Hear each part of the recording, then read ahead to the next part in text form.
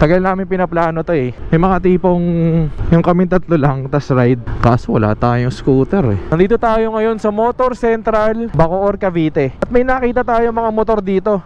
0 kilometer. Wow! O edi ikaw na kuya. Ito yung kagandahan sa scooter guys. Sino mo naman ganyang view. Relax gaming lang eh oh. Uy, bakit sumusobra ka ate? Dito talaga gawa yung mga adventure, ADV, mga ganyan terrain oh. O diba? Bang bang bang bang bang bang boom. Yo, mag-ride kami nila Kuya Sep. So guys, angkas tayo kay Kuya Sep tsaka kay Kuya Charles. Susunod magaganyan na tayo. Lahat pala nag-i-intercom tayo eh no? Kuya Charles sa harapan gamit NMAX tapos ADV. So gusto lang namin mag-ride ngayon kasi ano eh, tagal namin pinaplano to eh. May mga tipong yung kaming tatlo lang tas ride. Kaso wala tayong scooter eh. Ito yung ADV natin dati. Uy, samahan nyo na kami today guys. Marutuwa kayo sa vlog na to.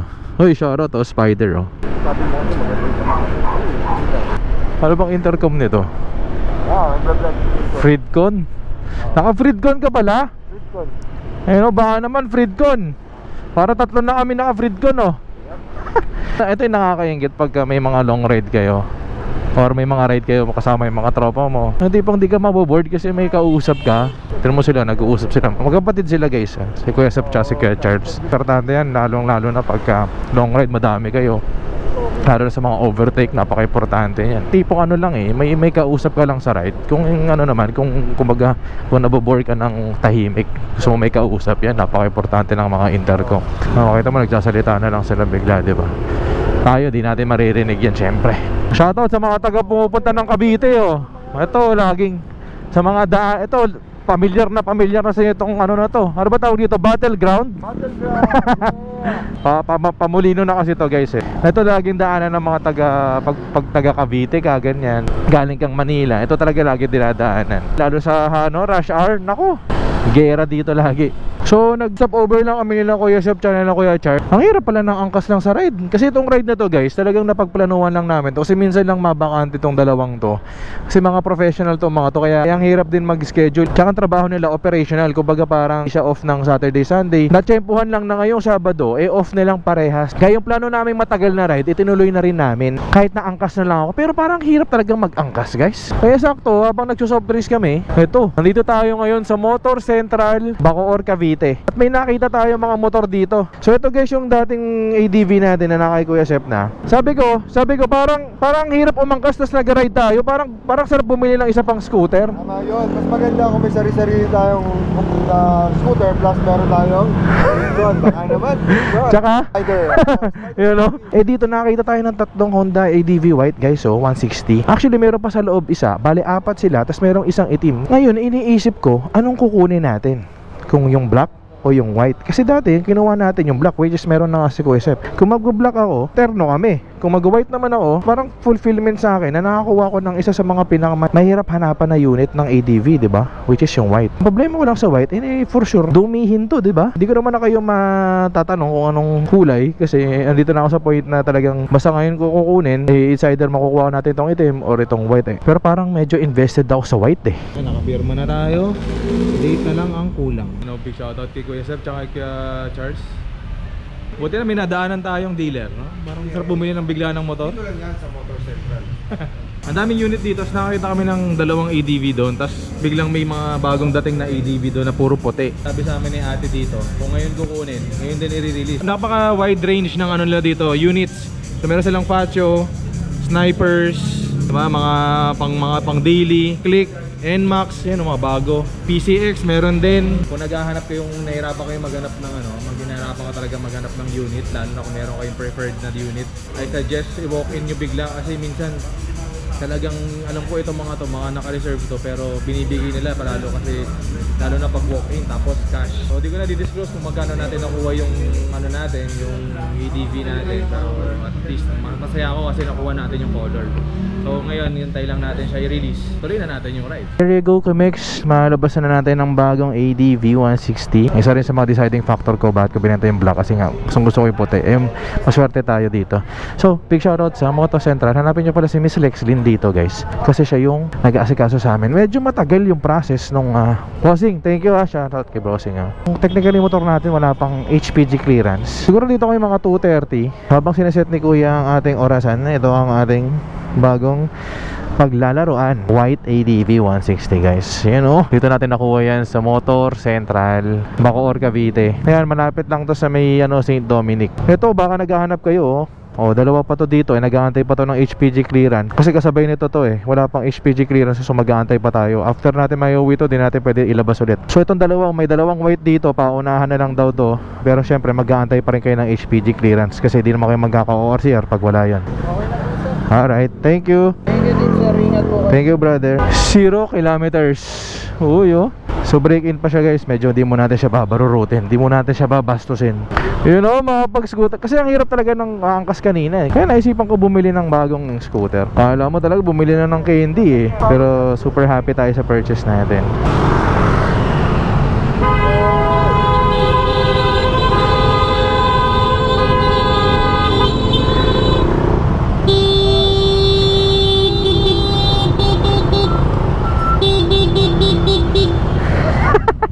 So ngayon given makalabas natin siya kasi galing sa kasa Pero sa mga succeeding baka di mo natin ito mailabas kasi aantayin pa natin yung ORCR nito. Syempre kailangan di natin be-break yung rules. Hindi ko na masyado pinakita yung proseso, din-explain sa atin yung motor kasi may video naman tayo ng ganun, di ba? Check nyo lang yung purchase video natin nito last year.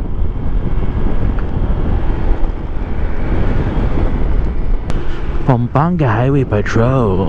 Actually kanina wala na talaga ako makitang white. As in kung meron mang white sobrang taas, like OA yung pagkataas ng presyo. Nag-go 178 ganyan. Nasa yung mga kasama ko, iniiwan na ako. Magpapagas pa ako guys. Anong gas blinking na blinking. So marami tayong plano dito sa ADV na to guys. Lalo na syempre lagi natin makakasama or makakasama na natin ang Team Panda ng mas madalas. Syempre si Rudy, makakasama na tayo sa mga trip niya. Pero I'm not sure kung makakasama tayo sa trip ng mga malalayo. Pero let's see, di ba?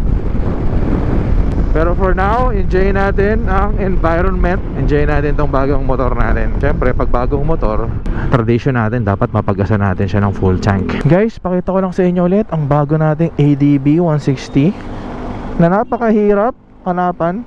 Ang white color lang naman talaga pinakamahirap hanapan dyan. Full tank 95. Tingnan natin guys, blinking na yung nasa gauge natin. Ganti kung magkano ang 95 octane na gasolina full tank. Hindi muna tayo babakbak guys kasi makita mo meron pang factory oil yung gulong. So madulas yan pagka bumabangking ka, kaya ingat muna tayo.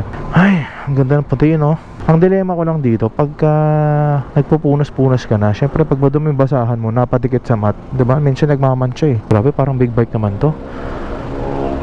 400 na ako guys Ang full tank natin guys is 505. Grabe naman. Kaya nga ako nag-scooter para medyo makatipid sa gas. Bakit nag 505 pa din? Full tank, 2 kilometers pa lang Pagtabi natin dalawang ADV. So ito yung black guys, after 1 year of usage. So ito yung brand new niya. Okay, plastic pa yan. Tatanggalin natin yan sa ibang video na. Ganito yung magandang helmet para sa ADV yung nakay Kuya Sep. Itong Spider Core. Ito Sakto-sakto lang siya, para siyang mask, di siya parang helmet. Tapos sakto-sakto siya sa motor. So ito kukunin natin sa festival ngayon. So ito na rin technically first ride namin nila Kuya Sep, nila Kuya Charles. So matagal na namin pinaplano kasi ako na yung wala talagang scooter. Kasi pag nag-ride kami, tapos naka big bike tayo, medyo it's either lugi sila or lugi ako. Wala na tayong kaba-kaba na pag niyaya tayo ni Rodi ng tambike, scooter, di meron na tayong pang tambike, meron na tayong pang ride, diba? Dapat makabili na rin tayo ng intercom mahuhuli tayo sa kwentuhan pagka ganun. Feeling ko mawawala tayo sa direction pagka wala, hindi natin sila nakakausap. Ito yung kagandahan sa scooter guys. Sino mo naman ganyang view, kumbaga nakakalingon-lingon ka, diba? Kasi pag big bike, syempre pag mabilis ka, syempre focus ka sa diretso lang, diba? Dito makaka-relax ka lang talaga. Tapos lingon-lingon kang ganyan, diba? Yun talaga yun Yun talaga yung binibili sa scooter Yung gusto mo lang ng chill, tapos tahimik lang. Syempre, one thing is for sure is hindi natin siya ipapa-muffler. Kasi sawang-sawa na tayo sa maingay na motor guys. Kasi ang tagal nating naka big bike, ang tagal nating naka maingay na motor. Peaceful lang dapat yung mga ride natin, diba? Wow! O edi ikaw na kuya. Medyo kinakapa ako pa tong ADB natin ulit kasi naiilang ako. Feeling ko lagi siya madudulas. Pinagawa dyan si Kuya Sep sa sa ADV niya eh. Parang may pinag-groove daw siya sa belt, tapos para lang daw makabumilis yung hatak ba o magkaroon ng power, magkaroon ng konting power kasi naiiwan siya eh. Sabi sa akin ni Brother Joven ng Motorspot, upad kasi talaga daw tong ADV.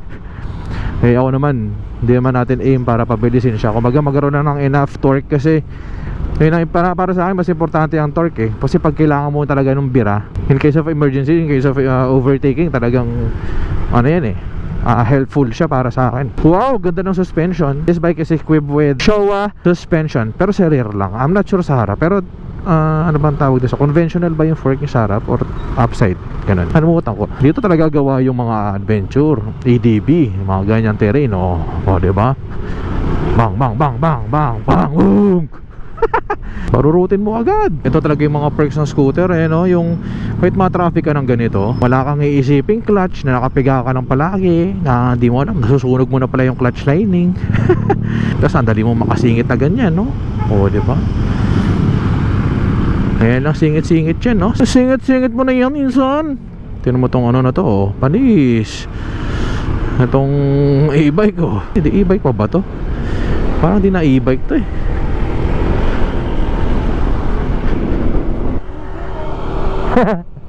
ADV baby. Relax gaming lang Uy, bakit sumusobra ka ate? Wala na, bumira na yung dalawa. Ewan ko makakasabay tayo dyan. Naka-break in ako guys. Nakayuko na si Kuya Sam. Huwag niyo akong demonyohin, please. Kaya ka tayo nag-scooter eh. Nangari na tayo guys. Pupunta lang tayo sa festival kasi may kukunin tayong helmet from Spider Philippines. Yan, big shoutout sa Spider Philippines. And kay Miss C. Salazar. So yung kukunin natin yung helmet guys, yung pinakita ko sa inyo kanina, yung gamit ni Kuya Sep na Spider Core, bagay na bagay dito sa ADV 160 natin. Ito yung Villar City guys. Yung Villar City na yun, parang expressway yan. Hindi ka makakapasok dyan pagka D400cc yung bike mo. So technically pag ito gamit natin, hindi tayo makakapasok dyan. Ayun very strict sila sa displacement dyan. Ayun yung magandang kapehan dito sa Dangari. Iniwan na ako nung dalawa. Yeah baby. Ano yung NMAX? Ito si parang si Tisoy si Tisoy, si Nano, si Dagul na Up, Palikot Brothers. Sa wakas wala, lakas ng ADB na itim 85, 83, 80.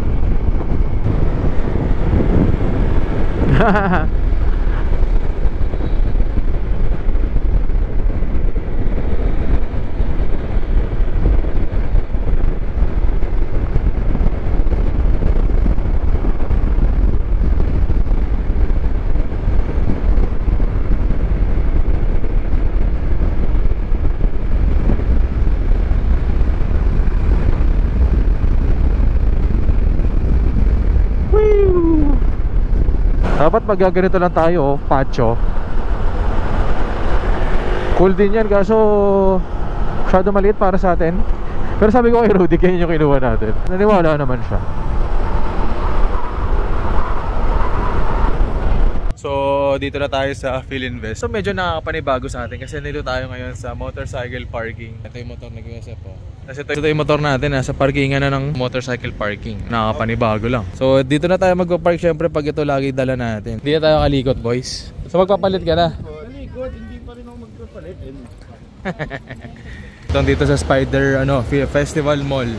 So I'll show you around guys. Ito si Kuya Sep, nagbabike to Yeah. Ano mga tinitignan ba natin sa isang helmet na pang bike? Sigurado, nasubok na to. Safety kasi ang number one na natin, hindi yung pressure. Yung safety. Anong bike mo? Anong bike mo ya? Mountain Peak pero the bomb ang mga Grabe yun Pag nakita niyo yun guys. Very low-key lang Mountain Peak pero yung mga nakakabit, diba? Ito yung makikita nyo dito sa festival na Spider guys. So technically mga gears and apparels and syempre helmets. Ito yung mga design na nandito. So we have like Course, Rogue, Fury. Meron din silang mga ganito, mga gloves guys. Yan. Sa empty helmets naman, ito yung available. So technically available yung helmet na ginagamit natin na KRE Plus. Meron sila. Ito. Meron sila dito. Ito yung sa atin. yung carbon. Yung mga ibang design ng KRE meron sila. Ito meron mga pang enduro, Spider. Yung mga carbon fiber ng Spider guys. Empty helmets, mga Thunder. At Street Fighter. Sana maganda rin sana no, para sa EDV natin. No? Tas white. No? Yan. Meron pa dito. Ito yung Hex. Then ito yung kukunin natin core. Tapos mga half face helmets, full face. So ang dami, pati mga shades. Ayan o. Meron sila. Ayun o. Ayan. Okay ba? Ito mga Corsa o. Daming dito choices na pwede nyo pagpilian. Dito sa Festival Mall, hanapin nyo lang si Madam Christine ng Festival Mall. Ayan o. So ito pala yung kukunin natin guys. Itong core. Siyempre nag-release tayo ng motor. Mag-release din tayo ng bagong helmet. What do you think guys? Sukat natin. Maganda kasi dito guys.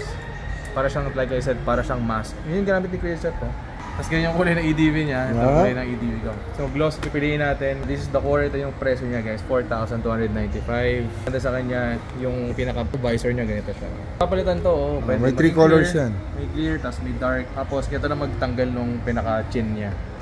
I-click mo lang dito.